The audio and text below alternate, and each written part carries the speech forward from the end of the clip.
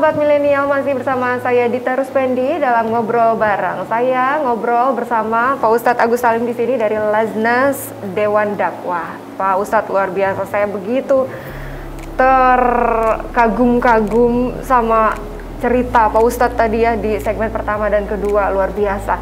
Perjuangan dakwah di pedalaman sampai ada cerita dari rekannya ya, di mana bawa motor, bukan motor dinaiki tapi motor yang menaiki. Iya. Kita sebagai perjuangan ya dari saat menjalankan misi dakwah di pedalaman. Pak Ustadz, ini ngomong-ngomong soal dakwah ya, pasti semua orang atau kaum milenial pasti punya niat ingin menjalankan tugas mulia ini ya. Tapi kan tidak semuanya bisa berkesempatan seperti Pak Ustadz Agus dan juga kawan-kawan di Laznas Dewan Dakwah. Apa yang bisa kita lakukan sehingga kewajiban dakwah kita ini menjadi bisa gugur, Pak Ustadz? Ya, berdasarkan hadis Nabi ya, yang berbunyi balighu anni walau ayah, sampaikanlah walaupun satu ayat. Dari hadis ini kita bisa mengambil sebuah kesimpulan bahwa kewajiban dakwah, kewajiban bagi setiap muslim, setiap yang mengaku dirinya beriman. Nah, kewajiban tidak hanya sebatas dia berdakwah kepada keluarganya saja, tidak hanya sebatas berdakwah terhadap lingkungannya saja, tetapi dakwah juga mencakup pada negara di mana dia tinggal. Nah, khususnya di negara kita yang kita cintai ini, negara Indonesia, ternyata banyak sekali, tadi kita sudah bahas cukup panjang, banyak sekali daerah-daerah terpencil, terasing, yang tertinggal, belum berperadaban, apalagi bisa baca, tulis Al-Quran. Nah, sehingga kewajiban ini juga harus dijawab bagi sahabat milenial dimanapun Anda berada, dan masyarakat pada umumnya, yang mengaku dirinya Islam, mukmin, maka melekat kewajiban itu. Dan itu akan gugur pada saat kita siap berdakwah ke pedalaman. Nah, Ustadz, saya tidak bisa berdakwah ke pedalaman karena saya sibuk sebagai seorang dokter mungkin. Saya sibuk sebagai seorang profesional, sebagai seorang pelajar, sebagai seorang mahasiswa atau mahasiswi. Lantas bagaimana Ustadz saya bisa mendapatkan pahala dakwah yang dilakukan para da'i atau gugur kewajiban dakwah saya? Ternyata Rasulullah tadi kami sudah sampaikan hadis Nabi bahwa manjahaza gozian faqad goza. Barang siapa yang membantu perbekalan bagi orang yang berjuang di jalan Allah, maka dia akan mendapatkan pahala porsi yang sama, walaupun fisiknya tidak sampai di medan juang. Masya Allah, Masya Allah.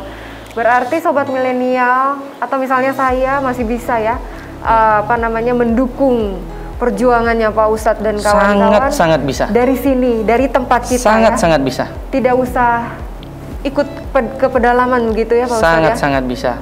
Mbak Dita terus melakukan kegiatannya sehari-hari sebagai ibu rumah tangga, kemudian bekerja. Tetapi Mbak Dita mendapatkan pahala di Papua. Mata, kaki, tangan Mbak Dita diwakili oleh para da'i dan da'iyah yang bertugas di Papua, di Sulawesi, di Mentawai, Maluku, di NTT. Insya Allah kita tidak sampai di sana, tetapi pahala kita sudah tercatat di sana. Amin, Insya Allah. Caranya bagaimana? Caranya ya, ketika da'i itu membutuhkan segala macam kebutuhan untuk berangkat, seperti misalnya kemarin itu ada 153 da'i yang diterjunkan ke pedalaman di beberapa titik. Mereka melakukan kafilah dakwah selama 2 bulan membina masyarakat. Nah, mereka membutuhkan biaya untuk berangkat itu sekitar 175 juta.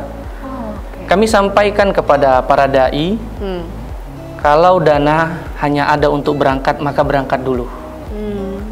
Bahkan ada salah seorang senior kita, guru kita, orang tua kita, Allahyarham Ustadz Syuhada Bahri. Beliau ketika ditanya dan mengatakan kepada salah seorang ustadz di Sekolah Tinggi Ilmu Dakwah Muhammad Natsir, kalau uang hanya ada untuk berangkat, maka berangkatkan da'i ini. Terlepas mereka nanti di pedalaman mau pulang bagaimana, biarkan saja berenang pulangnya. Tentu ini kan sebagai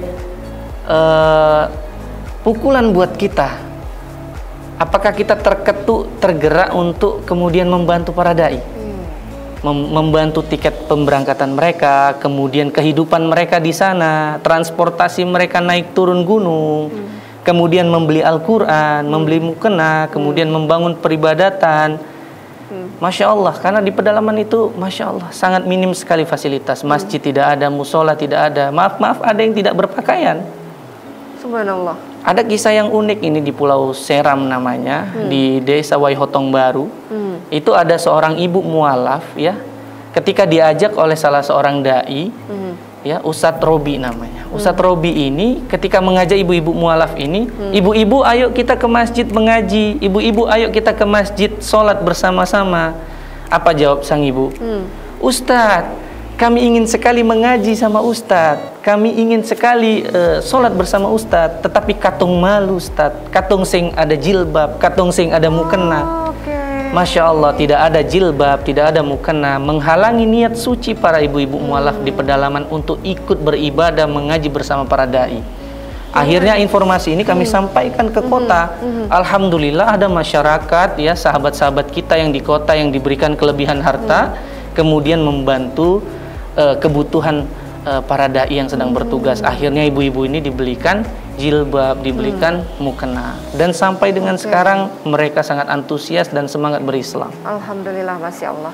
Jangan sampai niat suci para ibu-ibu ini terhalangi hanya karena selai kain ya. Masya Allah. Kalau kita ini gampang sekali beli mukena, beli kerudung, sekarang udah zaman digital, kalau di kota bisa dengan sangat mudah, tapi berbeda halnya dengan mereka yang di pedalaman ya. Lantas apa yang bisa kita lakukan Pak Ustadz? Bagaimana caranya supaya kita bisa membantu mereka dengan adanya Laznas ini? Laznas Dewan Dakwah ini adalah sebuah lembaga ya, lembaga amil zakat nasional yang resmi terdaftar di Basnas dan di pemerintah. Nah, Laznas ini ada program yang namanya satu dai satu orang tua asuh. Jadi para dai ini ada 600 yang sedang bertugas, setiap bulannya kita berikan uang saku 1,5 juta sekarang. Kalau dulu zaman saya itu 1 juta. Kalau dulu zaman saya 1 juta 300 untuk berangkat naik turun gunung, 300 untuk turun ke kota ngambil uang. Jadi kalau 1 juta berapa nominalnya Mbak Dita? 600. Sisa 400. Begitu kita sudah ambil uang di ATM, 400 itu tidak kita belikan pakaian, baju, hura-hura. Tidak, kita belikan kadang ikan asin 1 karung. Kita bawa ke pedalaman, ada ustadz kita yang sampai di kota, beli ikan asin, beli bumbu-bumbu untuk dibawa ke pedalaman, makan bersama-sama. Masya Allah. Jadi kalau dihitung-hitung sangat jauh daripada kata cukup. Kalau bagi kita kebiasaan di kota, tapi bagi kami alhamdulillah cukup. Nah, sekarang sudah 1,5 juta. Tentu para jamaah mungkin ada yang berminat, pemirsa sahabat milenial, masyarakat yang dirahmati Allah. Kiranya ada yang siap membantu 1 orang dai, 1 orang tua asuh. Satu orang dai 1 bulannya 1,5 juta. Jadi kalau kita kalikan 1 tahun ya, 12 bulan 18 juta. Mungkin ada para dokter, para profesional, para pengusaha yang dia memiliki kesibukan yang luar biasa, tidak bisa berangkat ke pedalaman, insya Allah pahalanya akan didapatkan dengan diwakili oleh para dai. Mari kita support 1 dai, 1 orang tua asuh, 1 tahunnya hanya 18 juta. Insya Allah itu sudah menjadi amal soleh jariahnya bagi sahabat milenial dan masyarakat kaum muslimin secara umum. Amin, amin, amin. Masya Allah, ternyata tidak sulit ya. Syaratnya ada syarat khusus? Tidak ada. Kalau misalkan ada sanak saudara atau pemirsa yang siap berangkat, maka daftarkan diri untuk kuliah dulu di Sekolah Tinggi Ilmu Dakwah Muhammad Natsir. Karena memang kita mengirimkan dai tidak dai yang sembarangan. Kita mengkader dulu sampai benar-benar jadi dai yang militan. Kita tidak ingin menciptakan para dai-dai yang mentalnya tidak kuat, ilmunya tidak ada, kemudian tidak bisa menjawab masyarakat. Kita ingin dicetak dulu selama 4 tahun, kemudian dikirimkan. Nah, kalau misalkan masyarakat, sahabat milenial ya siap untuk berangkat, maka persiapkan untuk daftarkan diri dulu di Sekolah Tinggi Ilmu Dakwah Muhammad Natsir. Selama 4 tahun ketika lulus seleksi baru dikirimkan ke pedalaman. Oke, Masya Allah, luar biasa. Ternyata kita masih bisa berjuang juga ya, Insya Allah. dengan visi misi yang sama, namun dengan kondisi yang berbeda juga tetap bisa. Caranya bisa langsung menghubungi media sosialnya Laznas dulu. Apa boleh Pak Ustadz? Iya, kita ada website namanya www.lasnasdewandakwah.org.id. Di situ lengkap segala macam program-program Lasnas, dari program berbagi sembako, kemudian dakwah pedalaman, kemudian kita di Ramadan ini banyak sekali program-program yang menarik. Mudah-mudahan pemirsa sahabat milenial tertarik mengalokasikan dana zakatnya, kemudian sedekah dan infaknya di sana. Iya. Saya sempat kepo juga di websitenya. Sangat-sangat lengkap, pemirsa bisa langsung dikunjungi saja ya. www.lasnasdewandakwah.org.id. Nah, bagi pemirsa yang memiliki niat, visi misi yang sama di bidang dakwah, tapi terkendala masalah fisik, profesi, kesibukan, umur mungkin ya, gender juga mungkin, ada banyak hal pertimbangan, boleh seperti Pak Ustadz tadi katakan bisa mensupport para dai dengan program-program yang dilaksanakan oleh Laznas Dewan Dakwah. Boleh dikunjungi dulu websitenya ya pemirsa. Pak Ustadz, berarti menurut Pak Ustadz ini apa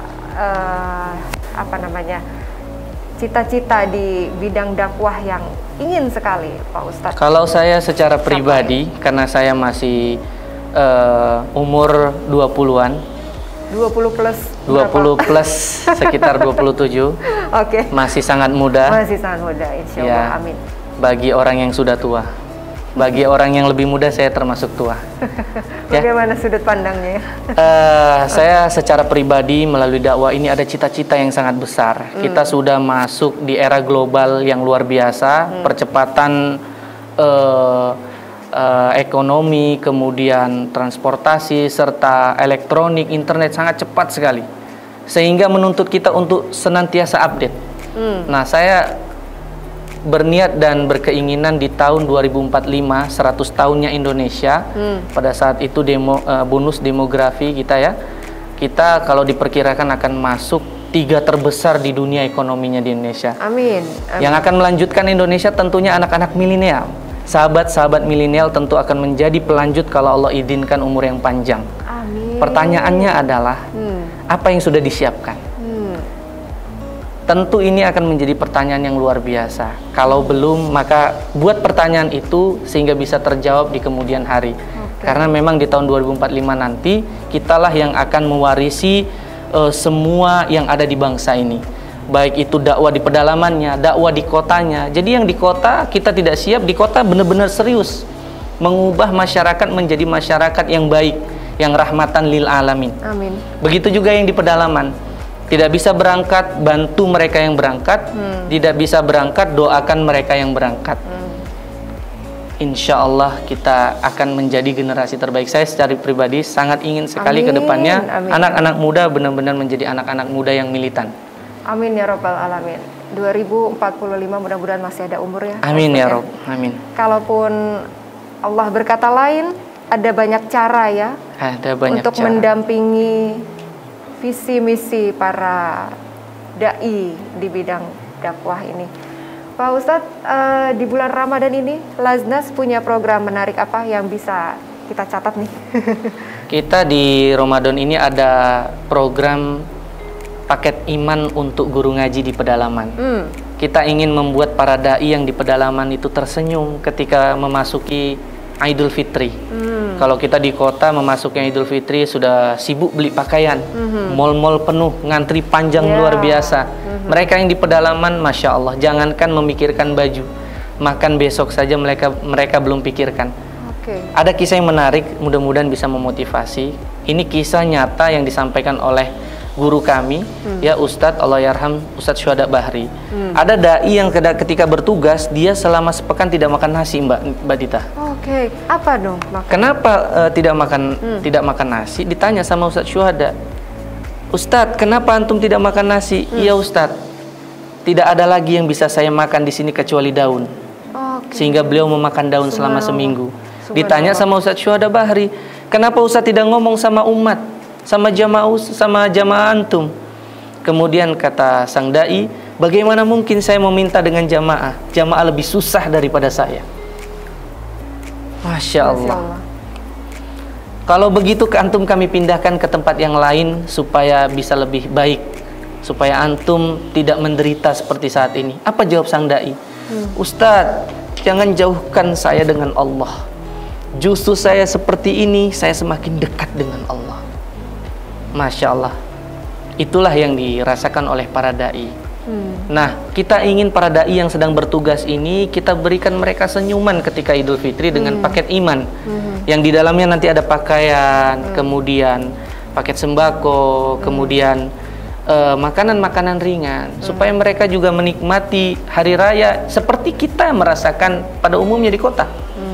Begitu Mbak Dita. Mungkin Mbak Dita sendiri siap untuk mensupport? Insya Allah. Insya Allah. Kalau sudah tahu caranya seperti ini, luar biasa. Ini benar-benar wow. Ternyata untuk beribadah itu tidak sesulit yang selama ini kita bayangkan, Pak Ustadz. Kita kadang-kadang suka bingung mau menyalurkan rezeki kemana, begitu ya. Kemudian bagaimana caranya, takut sulit. Apalagi mengirim ke pedalaman, tidak ada yang kita kenal di sana. Ini sudah ada lembaganya sekarang ya, yang bisa membantu kita Sobat Milenial, Laznas Dewan Dakwah. Pak Ustadz Agus Salim, terima kasih banyak. Sama-sama Mbak Dita. Kesempatannya hari ini ya, ngobrol kita seru banget. Salam untuk para daiyah yang sedang menjalankan tugasnya ya di seluruh pedalaman di Indonesia. Sampaikan salam kami untuk mereka ya. Siap, Amanillah, mudah-mudahan Allah selalu melindungi kita semua. Dan pemirsa, sampai di sini ngobrol bareng kita kali ini. Insya Allah kita akan berjumpa lagi di lain kesempatan ya. Saya Dita Ruspeni mewakili segenap tim yang bertugas mengucapkan terima kasih atas kebersamaan Anda. Assalamualaikum warahmatullahi wabarakatuh. Sampai jumpa.